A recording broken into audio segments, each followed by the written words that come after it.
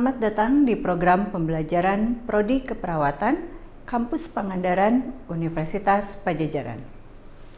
Saya Windy Rahmawati, dosen Fakultas Keperawatan Universitas Padjadjaran.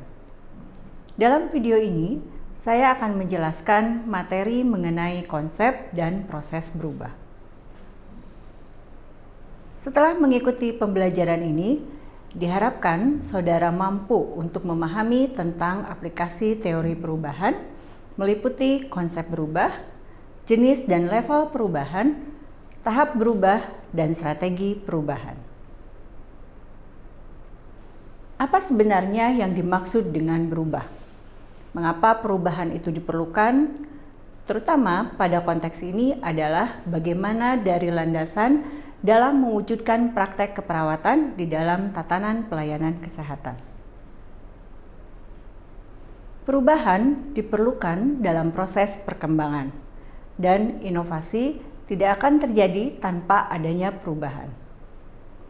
Pada konteks praktek keperawatan, bila perawat ingin menjadi agen perubahan, maka ia harus memahami arah perkembangan yang terjadi di dalam area pelayanan keperawatan dan bagaimana menggunakan pendekatan perubahan secara tepat dengan tentu saja menguasai mekanisme proses perubahan, pengetahuan, dan keterampilan terkait dengan bagaimana menggunakan konsep dan proses berubah untuk melakukan inovasi-inovasi. Perubahan itu terkait dengan konsep, sedangkan berubah adalah suatu proses. Dalam konsep, perubahan terdapat dua jenis perubahan. Yang pertama adalah perubahan secara alami atau natural, yaitu perubahan yang terjadi sebagai respon terhadap stimulus untuk mempertahankan keseimbangan antara sistem dan lingkungan. Sedangkan yang kedua adalah perubahan terencana, yang merupakan upaya yang disadari dan diarahkan untuk meningkatkan fungsi suatu sistem dan memfasilitasi penerimaan terhadap suatu perubahan. Fokus bahasan kita saat ini adalah perubahan terencana, atau dalam bahasa Inggris disebut planned change.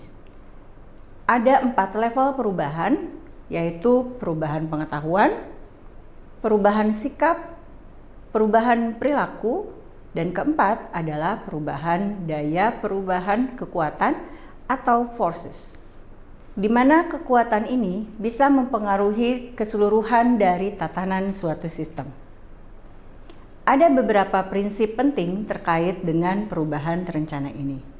Yang pertama adalah bahwa perubahan itu dilakukan untuk alasan yang penting. Yang kedua, perubahan itu harus dilakukan secara bertahap.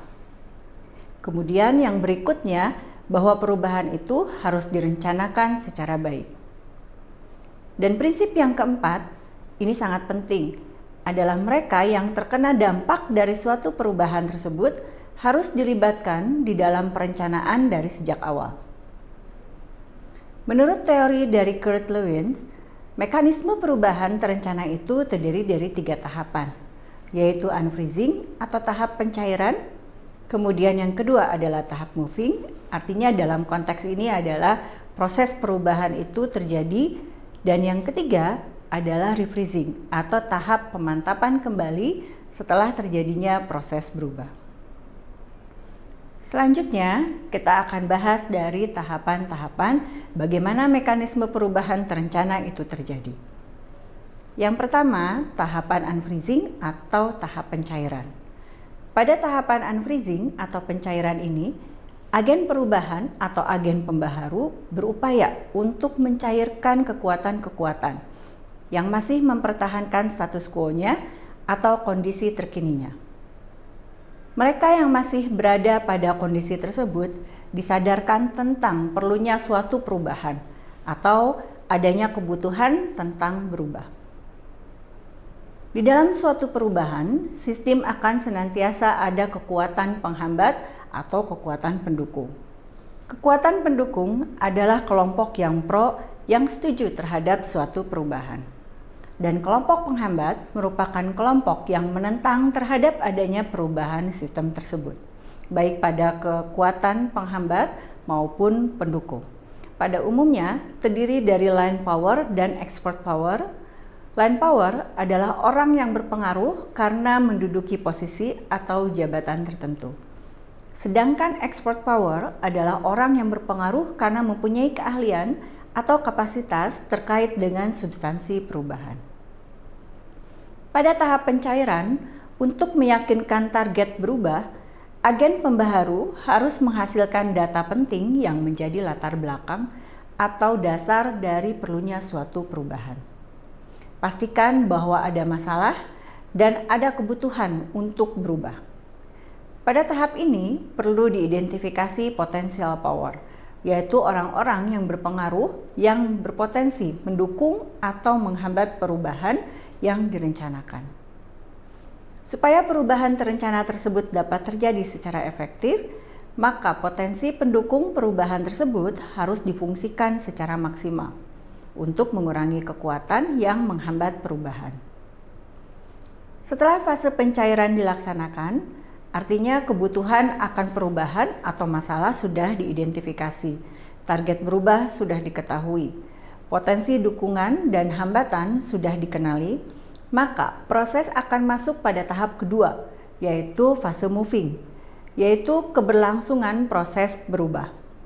Pada tahap ini, agen pembaharu akan membuat rencana dan mengimplementasikan strategi yang tepat agar proses berubah dapat berjalan dengan baik. Proses tersebut meliputi pengembangan langkah-langkah rencana perubahan yang akan dilakukan dan bagaimana pelaksanaannya.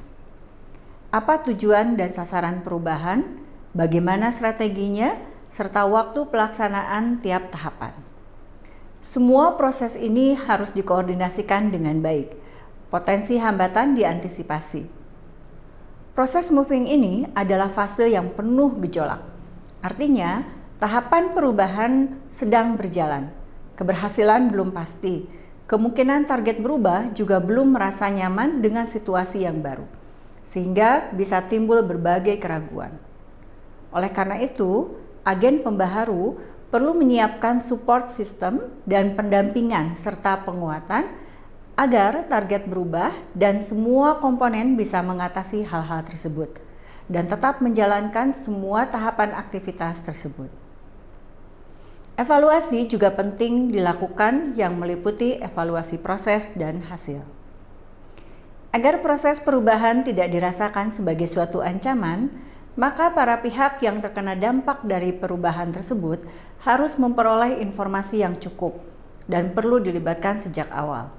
Berikan ruang untuk reaksi atau tanggapan terhadap proses perubahan tersebut.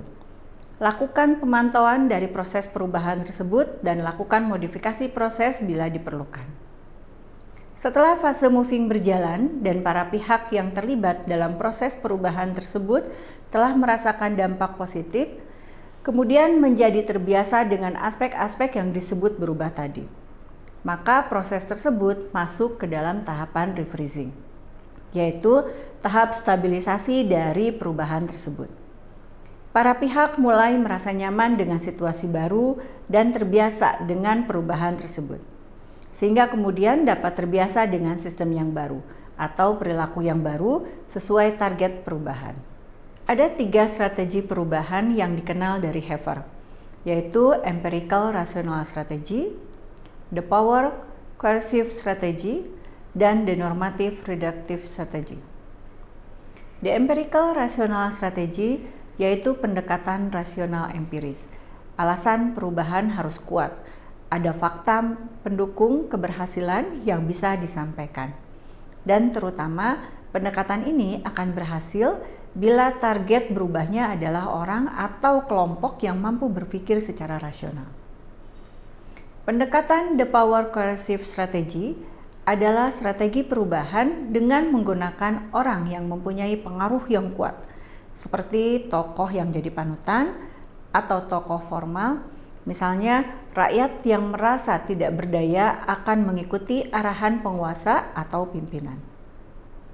Pendekatan Denormative Reducative Strategy digunakan dengan melibatkan secara aktif kelompok atau target berubah. Target berubah diajak untuk memahami mengapa diperlukan perubahan. Apa masalah yang mendasari? Apa alternatif pemecahan masalahnya? Bagaimana tahapan rencananya? Dan proses implementasinya. Jadi dengan demikian, pemilihan strategi berubah merupakan kapasitas yang harus dipunyai oleh agen pembaharu. Karena pemilihan strategi yang tepat akan berdampak pada keterlaksanaan dan keberhasilan suatu perubahan. Demikian paparan penjelasan tentang konsep dan proses berubah. Sampai bertemu lagi di program pembelajaran Prodi Keperawatan Universitas Padjadjaran dengan pembahasan materi yang lain. Terima kasih.